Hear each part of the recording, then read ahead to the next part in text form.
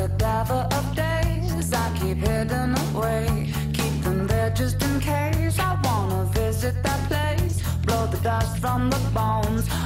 My name's J Beyers, and we're in downtown Vancouver at El Cartel, a little shop on the corner of Robson and Burrard. This show started out as a series of paper figures that I designed and made prototypes of in Brooklyn, where I was living last year, and it kind of evolved into this project around box store culture and consumerism and the kind of the pace of modern life and modern consumption, contrasted against like the pace and the slowness of reality and real life, and so that's why I did everything by hand, and everything is really intricate and time consuming. Keep hidden away, keep them there just in case I wanna visit that place. Blow the dust from the bones. I'm Pablo Zamudio, and I'm one of the owners of El Cartel. This is my business partner, Señor Jim Kwasnicki. Buenas noches. Buenas noches, amigos. Oh, Caleb, man, what can I say? More than anything, he's a really good friend of ours, but besides that, he's an amazing artist, and we're really, really pleased to have him at El Cartel. We've been actually waiting for about 2 years to have a show with him. And yeah, he's amazing. He's a videographer, he's a painter, he's an illustrator, and he's just unreal. Everything he does is so different than everybody else, and that's what I really like about him. He's very unique, and he's so passionate about what he does. And I think he's a really, really smart person as well. So everything combined, it makes Caleb a very special person. Each project I do and each show that I do, I want to try and make it really different, and I don't want to set a pattern for what I do. I don't want to fall into a groove or get known for doing a certain kind of work. And as you can see in this show, it's kind of all over the map. There's neon work, plexi work. And the same goes for my past shows. Show to show, it's really different.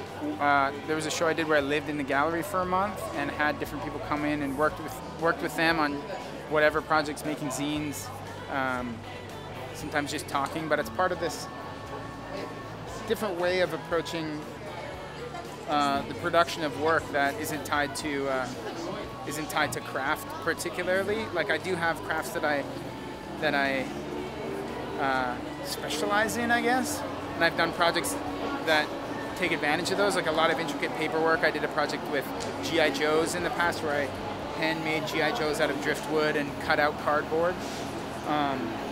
But it's really dictated by an idea, and it starts with an idea, and then I figure out what kind of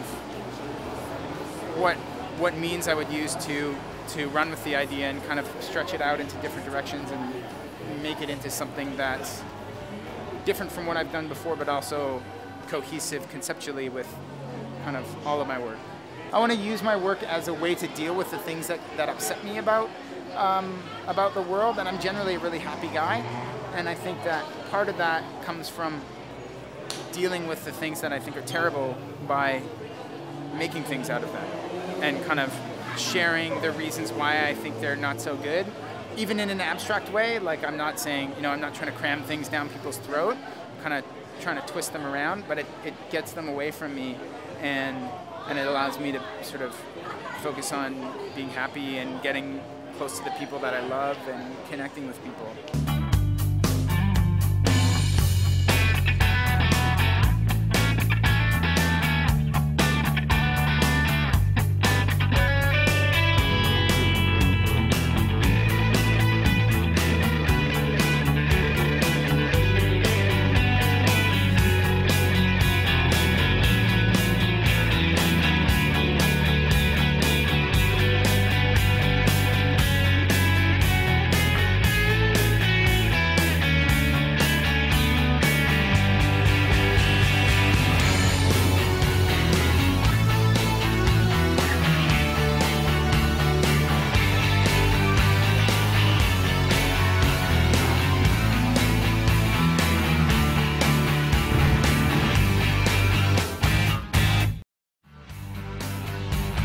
All the remains of a cadaver of days I keep hidden away. Keep them there just in case I wanna visit that place. Blow the dust from the bones of a body of years that I leave all alone. Just a body of years. See the the skin disappears and the blood turns to